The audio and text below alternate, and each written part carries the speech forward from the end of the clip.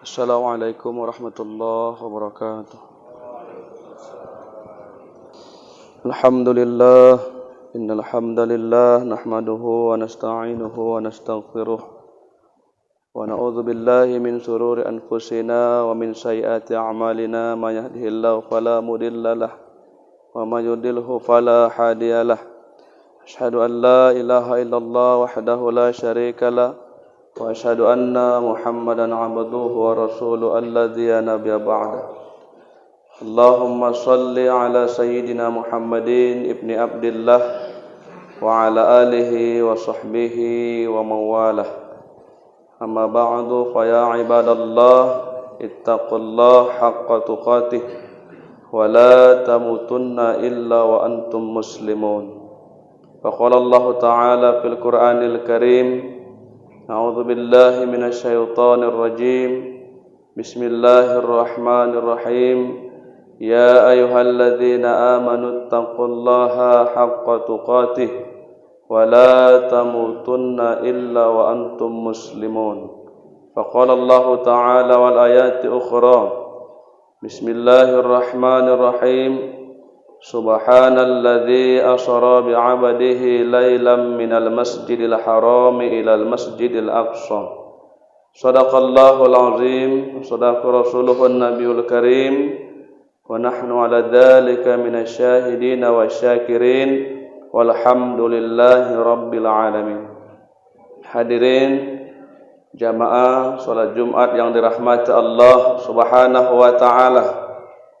Pertama, wajib kita bersyukur kepada Allah, minimal ucapan alhamdulillahi rabbil alamin, karena hingga detik hari ini Allah masih membimbing kita supaya hadir di rumah Allah melaksanakan salah satu kewajiban kita. Banyak orang gelar Islam tapi tak mampu menunaikan apa yang Islam suruh. Banyak dia bergelar Islam tetapi perilakunya macam kafir. Banyak orang bergelar Islam tetapi dia musuh Islam. Banyak orang labelnya Islam tapi adalah munafik. Inilah yang kita bawa. Banyak hartamu, kalau kau tak beriman tak ada gunanya. Apapun pangkatmu, walaupun sekelas menteri, kalau tak beriman tak ada gunanya. Tapi walaupun kau susah, dihina, dicaci maki, inilah Rasulullah, tapi beriman, istiqomah. Mau dihina tetap istiqomah, mau dihinakan, mau dicaci maki tetap lurus di dalam koridor syariat Islam. Ini yang kita harapkan. Salawat barangkali salam mari sama kita sampaikan kepada Nabi kita yang mulia baginda Rasulullah sallallahu alaihi wasallam. Allahumma shalli wa sallim wa barik alaihi. Semoga dengan salawat insyaallah kita terpilih umatnya mendapat syafaat di yaumil akhir. Amin ya Allah, amin ya rabbal alamin. Hadirin yang dirahmati Allah Subhanahu wa taala, di bulan Rajab yang lalu, ini kita sudah masuk bulan Sa'ban. Ketika kita mengenang, ketika kita mendengar kata bulan Rajab, maka kita teringat peristiwa yang luar biasa, di luar logika manusia. Maka peristiwa ini Allah abadikan di dalam Al-Quran surah Bani Israil ayat 1. Kata Allah, Subhanalladzi asra bi'abdihi lailam minal masjidil harami ilal masjidil aqsa. Ayat ini dibuka dengan kalimat subhana. Kalau di dalam Al-Quran dibuka dengan kalimat subhana, berarti setelah itu ada peristiwa yang tidak bisa dilakukan oleh manusia tanpa bantuan Allah. Ini dulu kita luruskan. Maka banyak hari ini orang tak percaya Isra Mi'raj, tak percaya dia adanya azab kubur, rusak akidah. Maha suci Allah yang telah memberangkatkan hambanya. Jadi ayat ini mengatakan yang diberangkatkan itu Rasulullah, karena Nabi Muhammad bukan berangkat sendiri, melainkan diberangkatkan. Idza arada syai'an ayaqula lahu kun fayakun. Menurut kita tak mampu, tapi kalau Allah sudah turun tangan, kun fayakun. Yang tidak mungkin, mungkin. Nabi Adam tak punya ayah, tak punya ibu, lahir. Kenapa? Allah mau. Maryam tak punya suami, lahir Isa. Kenapa? Allah mau, jadi. Maka inilah Isra Mi'raj mempertebal iman kita. Hadirin yang dirahmati Allah Subhanahu wa taala, Nabi Muhammad itu diperjalankan. Kapan dia berangkat? Allah pilih waktu yang terbaik, al-lail, malam. Bukan siang, bukan sore, bukan pagi, malam yang dipilih. Karena memang malam waktu yang terbaik untuk dekat kepada Allah, tahajud. Kalau kita ibadah zuhur masih bising, belum enak, belum kusuk kali. Tapi kalau bangun sepertiga malam, dirikan tahajud, menangis, maka Allah pilih waktunya malam. Kenapa malam Nabi Muhammad diberangkatkan? Karena orang kafir tidur. Kalau Allah siang, habis. Orang pamannya pun tak mau beriman, Abu Lahab. Muhammad majnun, Muhammad gila, ummuka majnun, mamanya gila, abuka majnun, ayahnya gila. Maka dipilih waktunya malam. Dari mana baginda Nabi berjalan? Peristiwa Isra wal Mi'raj ini melewati 3 alam sekaligus. Luar biasanya Allah, subhanallah. Melewati 3 alam. Alam yang pertama adalah alam nasut, alam manusia, dari masjid ke masjid. Itu alam manusia namanya, yang bisa dilalui kita. Maka dari mana Nabi Muhammad berangkat? Allah pilih tempat yang terbaik. Tempat terbaik bukan hotel, bukan kantor, bukan apartemen. Tempat terbaik masjid. Maka dipilih tempat yang terbaik. Berangkat Nabi Muhammad dari Masjidil Haram ke Masjidil Aqsa. Dari masjid ke masjid. Bukan dari gunung ke gunung. Bukan dari rumah ke rumah. Maka bodoh orang enggak mau ke masjid, rugi dunia akhirat, hadirin. Celaka betul. Di masjid enggak mau datang. Datang dia cuma mayatnya datang nantinya. Hati-hati. Rugi. Karena sudah banyak mukjizat Allah menyelamatkan masjid. Salah satunya Masjid Baitur Rahman Aceh. Tsunami 50 meter tinggi air, selamat masjid itu. Enggak yakin lagi, mati aja lah kalau begitu. Payah hari ini meyakinkan umat akhir zaman ini. Berdebat luar biasa, tapi tak mau sholat ke masjid. Hadirin yang dirahmati Allah Subhanahu wa taala, Allah pilih tempat yang terbaik, masjid. Apa pelajaran yang kita dapat dalam masjid ini? Yang pertama, siapapun kau, apapun pangkatmu, kalau masuk ke dalam masjid, lepaskan sandal sepatumu, walaupun presiden kau. Ini pertama, hebatnya masjid ini. Walaupun lantai tanah ini, umpamanya, siapa yang masuk, walaupun menteri, lepas sandal, tak boleh masuk sandal. Apapun pangkat, sama rata, tak boleh anggar-anggar di sini. Kapolri lepas. Bintangmu berapa? Lepas sandal. Begitu masuk. Ini pelajaran yang kita dapatkan dari masjid. Yang kedua, di dalam masjid ini gotong royong yang diajarkan, berjamaah. Maka di luar masjid kompak kita.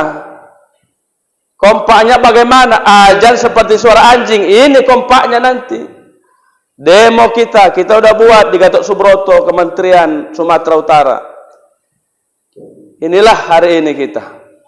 Baik hadirin yang dirahmati Allah, berangkat Nabi Muhammad yang pertama alam nasut, alam manusia, dari masjid ke masjid. Begitu dari Masjid Al-Aqsa berangkat lagi melewati alam yang kedua, alam malakut namanya, alam malaikat. Langit pertama sampai langit ketujuh, itu alam malaikat. Manusia pergi mati kita tak bisa sampai ke sana.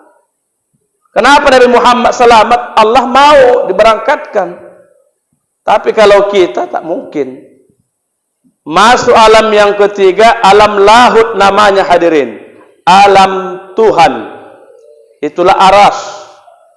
Maka disitulah Nabi Muhammad at-tahiyatul mubarakatus sholawatu thayyibatulillah. Disambut assalamu alaika.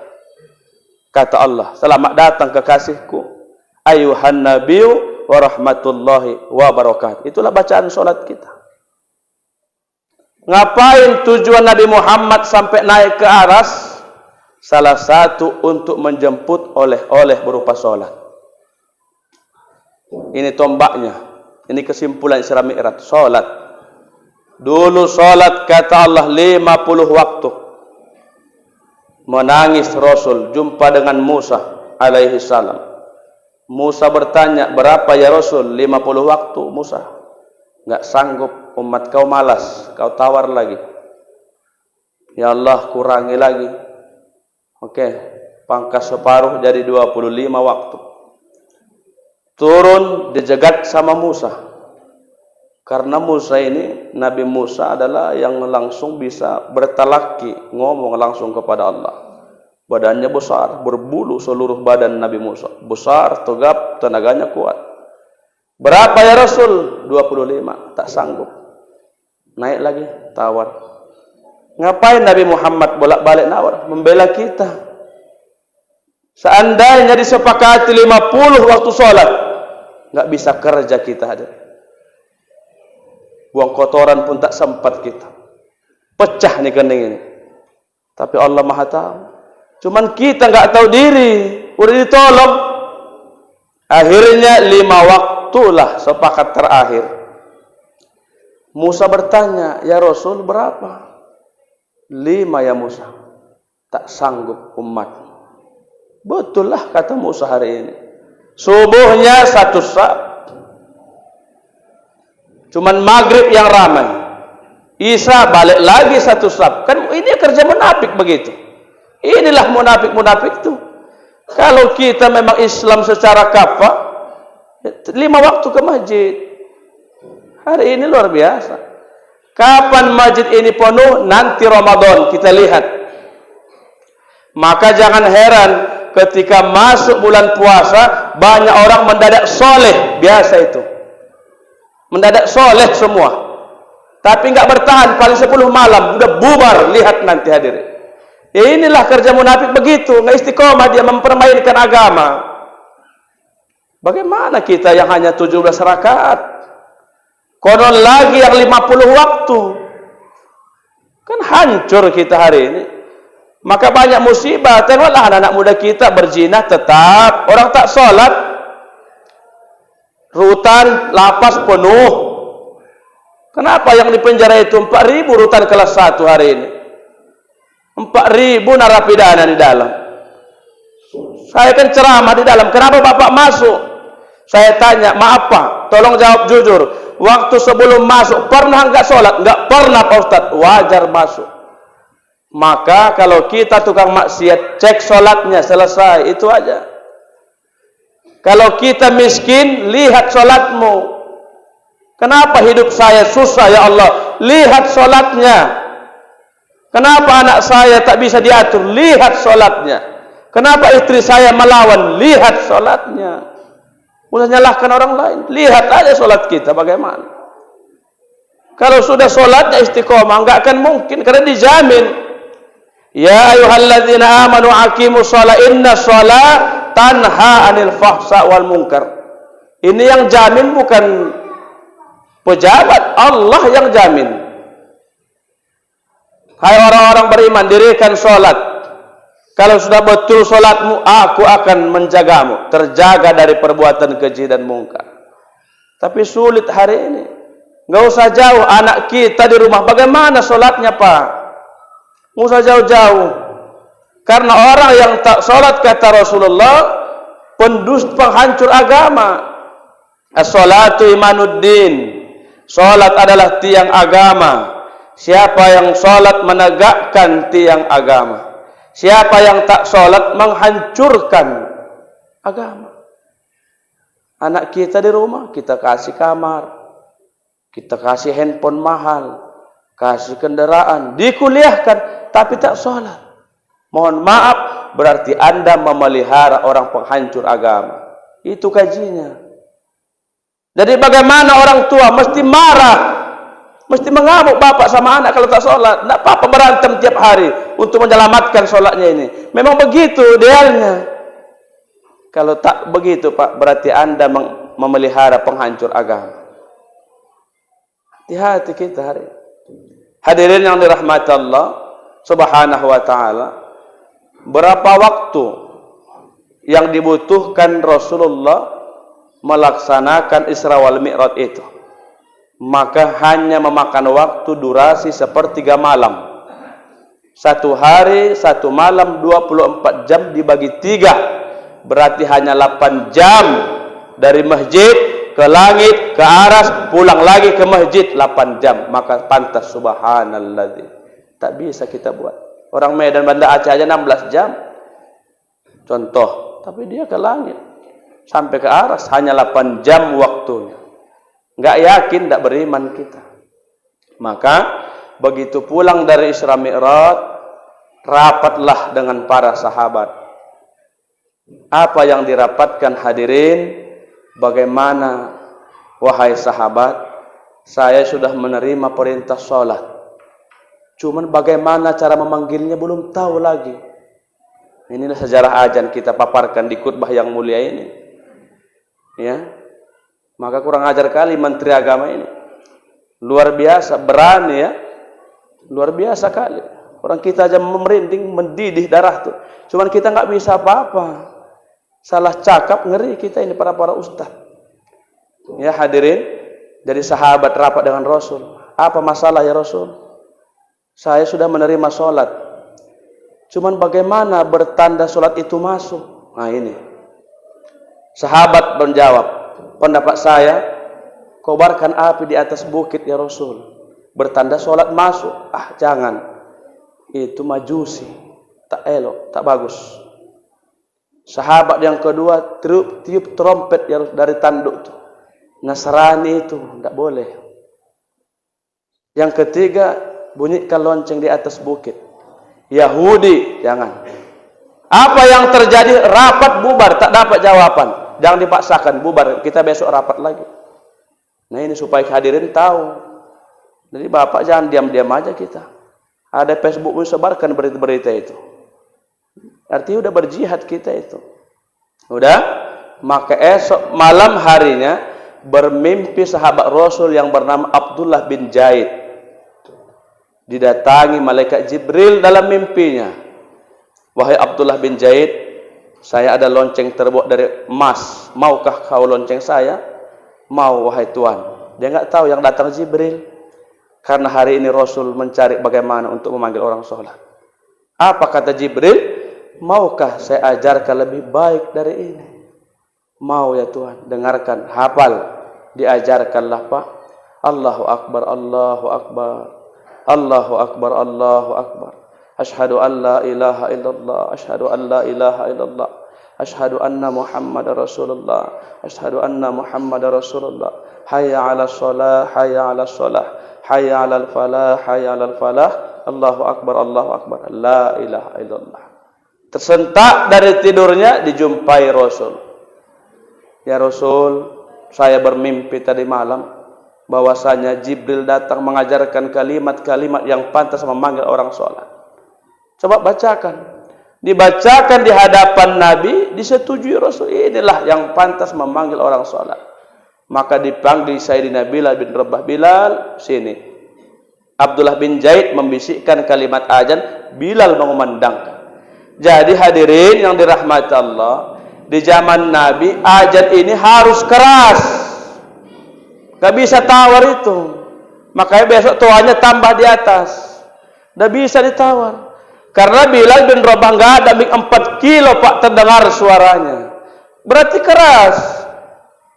Terjadi 2015 Menteri Agama udah mengatur-ngatur azan. Selesai, dimaafkan. Aman kita. 2022 tambah gila Menteri Agama hadirin. Disamakan gonggongan anjing. Karena cuma satu jawabannya, cuma satu makhluk yang tak senang dengan azan. Siapa namanya? Setan. Ini jawabannya. Nah kita nggak tahu hari ini. Berbalut menteri ternyata kan ini kita khawatir. Kalau musuh kau tampakkan musuhnya, jangan dalam selimut. Kita pun bingung. Nah ini yang terjadi. Maka minimal kita di masjid ini kompak. Di kampung ini kita guyup. Jangan saling tak enak apa. Karena sebentar lagi kita masuk Ramadan. Ramadan itu aplikasinya la'allakum tattaqun. Menjadikan kau orang bertakwa. Kayak mana kau bertakwa sama orang kau enggak cakapan, enggak betul. Enggak duduk kajinya. Ada juga kadang rajin puasanya tak sholat. Ini kan kacau. Ini masalah hari kiamat. Karena sholat itu tiang agama. Jadi hadirin yang dirahmati Allah, sampai sinilah pembahasan kita sampai sejarah azan. Jadi Pak, azan ini bukan dibuat-buat. Makanya siapa yang tukang azan di masjid ini duta Allah di bumi. Imam tak ada pahalanya. Yang azan dipanggil nanti. Nanti sebelum kiamat diangkat ke surga Masjidil Haram. Yang kedua Masjid Nabawi. Yang ketiga Masjid Aqsa. Aqsa bilang, ya Allah cuma bertiga, tak enak di surga. Panggil, angkat semua masjid-masjid yang ada di dunia, diangkat masjid kita. Nanti masjid ngomong, ya Allah mana yang tukang azan di neraka, tolong selamatkan ya Allah, masukkan ke surga. Karena luar biasa yang azan. Siapa yang azan, berapa ratus jamaah yang datang dapat pahalanya. Ini enaknya Pak. Makanya syarat azan itu mudah sebenarnya. Mudah dia. Yang kedua, panjang napas. Yang ketiga, cantik ketika dia irama azan. Karena mempengaruhi jamaah. Kalau suaranya bagus, tertarik orang sholat. Nah, hadirin yang dirahmati Allah Subhanahu wa ta'ala. Demikian khutbah yang singkat ini. Tetap kita kawal, ya, ulama-ulama kita berjuang.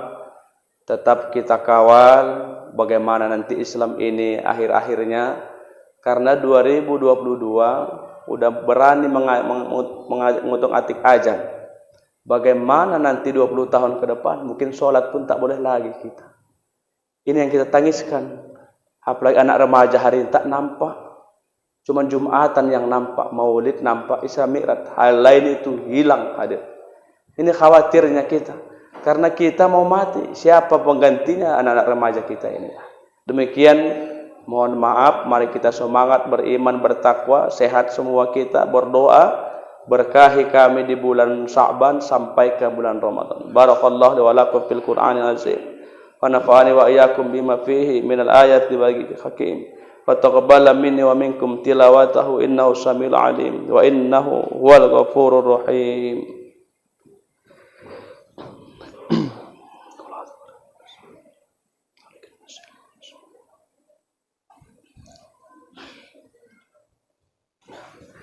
Alhamdulillahi rabbil alamin. Alhamdulillahi wal kafa wassalatu wassalamu ala habibil mustafa wa ala alihi wa sahbihi ahli tuqa wal wafa. Subhanaka la ilma lana illa ma 'allamtana innaka antal alimul hakim. Allahumma salli ala sayyidina Muhammadin ibni Abdillah wa ala alihi wa sahbihi wa mawalah. Fa ya ibadallah ittaqullah haqqa tuqatih wa la tamutunna illa wa antum muslimun. Amma ba'du, faqala Allah ta'ala fil Qur'anil Karim. A'udzu billahi minasy syaithanir rajim. Bismillahirrahmanirrahim. Ya ayyuhalladzina amanu taqullaha wa qulu qawlan sadida yuslih lakum a'malakum wa yaghfir lakum dhunubakum wa may yuti'illaha wa rasulahu faqad faza fawzan 'azima. Faqala Allah ta'ala wal ayati ukhra. Bismillahirrahmanirrahim. Innallaha wa malaikatahu yusalluna 'alan nabi. Ya ayyuhalladzina amanu sallu 'alaihi wa sallimu taslima. Allahumma ighfir lil mu'minina wal mu'minat wal muslimina wal muslimat al ahya'i minhum wal amwat bi rahmatika ya arhamar rahimin. Allahumma ighfir lana dhunubana wa liwalidayna warhamhuma kama rabbayana shaghira. Allahumma barik lana fi syahri Sya'ban wa ballighna umurana fi syahri Ramadan. Rabbana ya Allah atina fid dunya hasanah wa fil akhirati hasanah wa qina adzabannar. Walhamdulillahi rabbil alamin. Ibadallah, innallaha ya'murukum bil adli wal ihsan wa ita'i dzil qurba wa yanha 'anil fahsya'i wal munkari wal baghi. Ya'idzukum la'allakum tadhakkarun. Fazkurullahal azim ajidukum fazkuru ala ni'ami yu'tikum wa la dzikrullahi akbar. Haqimus shalah.